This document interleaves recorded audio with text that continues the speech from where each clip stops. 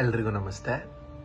ವಾದಿರಾಜರ ಬಗ್ಗೆ ನಾವೆಲ್ಲ ಕೇಳಿದೀವಿ. ಅವ್ರ ಜೀವನದಲ್ಲಿ ನಡೆದಿರೋಂಥ ಒಂದು ಪ್ರಮುಖ ಘಟನೆನ ನಾವು ಇವತ್ತು ತಿಳ್ಕೊಳ್ಳೋಣ. ವಾದಿರಾಜರು ಸ್ನಾನ ಮಾಡೋಕ್ಕೆ ಅಂತ ನದಿ ಹತ್ರ ಹೋಗ್ತಾರೆ.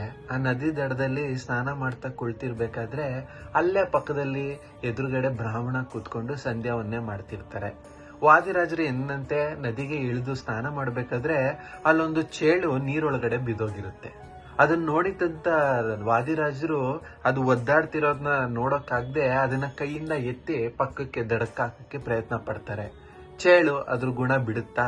ಯಾವಾಗ ವಾದಿರಾಜರ ಕೈಯಲ್ಲಿ ನೀರಿನ ಬೊಕ್ಸೆ ಸಮೇತ ಅದನ್ನ ಮೇಲೆತ್ತಿದ್ರೋ ಅದಕ್ಕೆ ಅವರ ಕೈನ ಕುಟುಕ್ ಬಿಡುತ್ತಂತೆ. ಕುಟುಕಿದ ತಕ್ಷಣ ಆಟೋಮೆಟಿಕಲಿ ಕೈಯಿಂದ ರಕ್ತ ಬರ್ತಿರುತ್ತೆ. ಬಟ್ ಆದ್ರೂ ಕೂಡ ಅವ್ರು ಬಿಡದೆ ಪಕ್ಕಕ್ಕೆ ತಾಕ್ತಾರೆ. ಬಟ್ ಅದರ ಜೊತೆ ಅದು ನೀರಲ್ಲಿ ವಾಪಸ್ ಬಿದ್ದೋಗುತ್ತೆ. ಮತ್ತೆ ಆ ನೀರಲ್ಲಿ ಬಿತ್ತಲ್ಲ ಅಂತ ಎತ್ತಿ ಪಕ್ಕಕ್ಕೆ ಹಾಕ್ತಾರೆ, ಮತ್ತೆ ಅದು ಕುಟ್ಕುತ್ತೆ.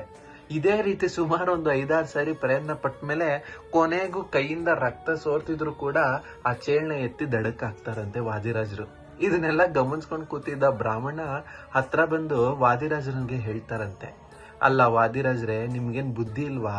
ಅದು ಚೇಳು, ಅದು ಕುಟ್ಕುತ್ತೆ ಅಂತ ನಿಮಗೆ ಅಷ್ಟು ಪ್ರಜ್ಞೆ ಇದ್ರು ಕೂಡ ಅದು ನೀರಲ್ಲಿ ಬಿದ್ದಿರೋದನ್ನ ತೆಗೆದು ದಡಕ್ಕೆ ಹಾಕೋಕ್ ಪ್ರಯತ್ನ ಪಡ್ತಿದಿರಲ್ಲ, ನಿಮ್ಗೆ ಅಷ್ಟು ಜ್ಞಾನ ಇಲ್ವೇ ಅಂತ ಕೊಂಕು ಮಾತಲ್ಲಿ ಕೇಳ್ತಾನೆ.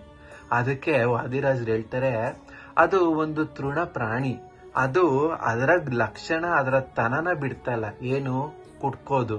ಅಂತ ಚಿಕ್ಕ ಪ್ರಾಣಿನೇ ಅದ್ರ ತನ ಬಿಡ್ತಿಲ್ಲ, ಇನ್ನು ನಾನು ಮನುಷ್ಯನಾಗಿ ಉಳ್ಸೋದು, ಬೇರೆಯವ್ರ ಸೇವೆ ಮಾಡೋದು ನನ್ನ ಗುಣ, ನನ್ನ ತನ ಅದನ್ನ ನಾನು ಹೇಗ್ ಬಿಡಕ್ ಸಾಧ್ಯ ಅಂತ ವಾದಿರಾಜರು ಹೇಳ್ತಾರೆ.